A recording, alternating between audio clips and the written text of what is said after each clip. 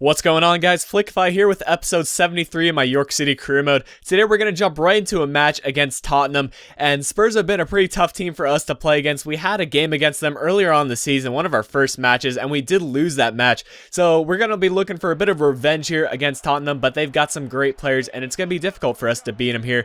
Bale's going to be probably their top player there. You know, he's an animal in FIFA 13, like Ultimate Team. But of course, since this is career mode, he has progressed really nicely. But we have a couple players of our own who have progressed really nicely. There's De Silva getting a shot off early on in the game with his left foot, which is his preferred foot. And I've kind of figured out how to play with him now. Even though he has 1-star weak foot, I still find ways to get him with his strong foot, which is his left foot. And Adebayor there missed the header, which he probably should have put away. But we were lucky to go into halftime with a 0-0 draw. Sorrentino here is going to get another opportunity, but Lloris makes another great save, and his defense was strong as well. For Tongan, going to be one of the starting center backs for them. Adebayor is going to get another opportunity, but Herrera Perez and our keeper Joe Jerome, they're covered up the shot, and they weren't going to let one in there. But Mukhtar gets another great opportunity. That one is just wide the post. I don't think Lloris could have had that one covered. But here in the 90th minute, Henley is going to turn the defender, get a shot off, beat Lloris on his near post, but unfortunately that one does hit the post, and it falls to Mukhtar. Mukhtar is going to be looking for a man here to get the last opportunity in the match.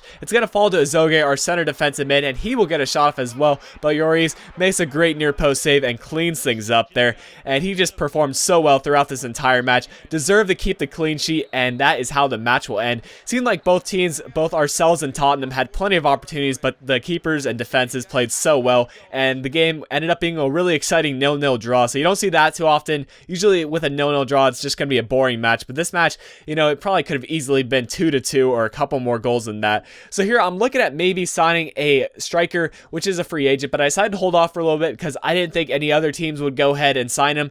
And here I look at a Roma striker. This guy's a 69 overall 20-year-old center forward, and I could have maybe picked him up for cheap. There I do go ahead and submit an offer, and hopefully that one is accepted. And you know, with the loss of our Kirchhoff, our striker, we sold him off for about 7 million. So I'm looking at maybe bringing another player in, but we are also looking at some other positions like the center back position. We've been looking at Congolo, and we are in talks with him, so hopefully things work out well for that. And here again, I'm looking at some wingers. Another striker here from Malaga, however you say it. I don't know how to say it. That's the team that Eto plays for. I know that. But Malaga, another player we're looking at is going to be Munua.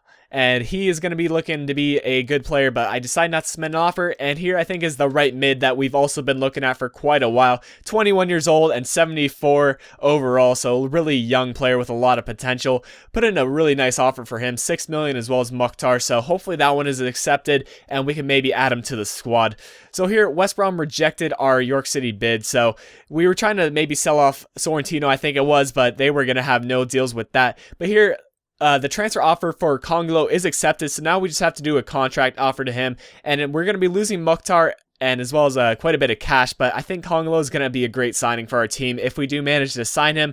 And we go into a match here against, it's going to be against West Ham, who we haven't played in a while, but this is going to be a replay for the FA Cup, and back then, I think it was Congolo actually accepting our contract offer, so this is going to be his first start there. My bad, it must have been accepted the transfer offer in the last episode. So he's going to be in the first team, starting 11, so this is going to be a big match for him. See how he performs in this first game for us, and hopefully he can be a nice replacement for Darmian, who kind of disappointed me throughout this entire season.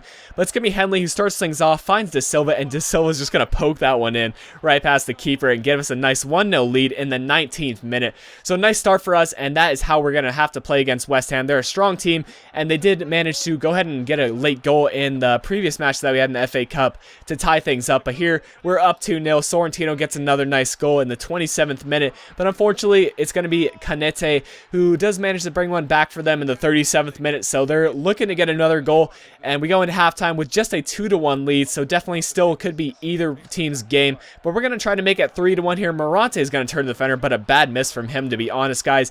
He does have 5-star weak foot, so it doesn't really matter what foot he's on, guys. I don't really know what happened there, but it's going to be De Silva who tries to go near post on the keeper. That's a good save from the keeper, though. And Jarvis, their left mid, does finally find Terrasconi, their striker, but our defense does hold strong, and we're going to get a corner kick out of this one. And look at Congolo just rising up and getting a debut goal for him. Great to see that, and he's already showing that he's going to be a strong player for the team. Hopefully he can keep that up and get some more goals throughout this season. So we do beat West Ham there 3-1, and De Silva gets the 9.6 match rating. So a really nice win for us, and we will be moving on to the next leg of the FA Cup. So there, the press says Terence Konglo does end the selection dilemma. It wasn't much of a decision for me. I thought Konglo, we're paying big cash for him, so it wasn't a question of him being a starter, and Perez is obviously our other best center back, so I'm going to be starting him as well. So here, basically, we just get a couple of emails. Belgium reminding me that I have to lock in my selection, and I've already done that. I think I just had to add Fellaini into the starting 11, and I did so. So here we get an offer for Ole Sinclair from Southampton. So this is a kind of an interesting dilemma. We did just buy Konglo, so we're a little bit low on cash, so I kind of give him a big counter offer. Because Sinclair's one of those players, he's a nice bench player for us, and he is a great substitute, but he's not a starting 11 player. So if I can get a nice bit of cash for him, I think I will sell him off and maybe pick up another player that I could use for the bench, maybe an older player. And here I'm also looking at signing this Virgil guy. He's a winger, 72 overall, and also another young player. So we put in Sorrentino as well as, I think, around 5 million for cash, or we drop it down to 3 million there and submit an offer to that. I think they play in the Eredivisie or something like that. They've got a lot of young players that I've noticed when I started the career mode, when I was just kind of scouting them out. So we do have one more match here with this kind of a longer episode. But before that, Bale demands a transfer, which is kind of weird since we just played him. Could have maybe happened a little bit earlier. We wouldn't have had to play against Bale. But we go into the match against Sunderland here, who are also a really strong team. Mignolet, he's a young keeper, and he has kind of progressed as well.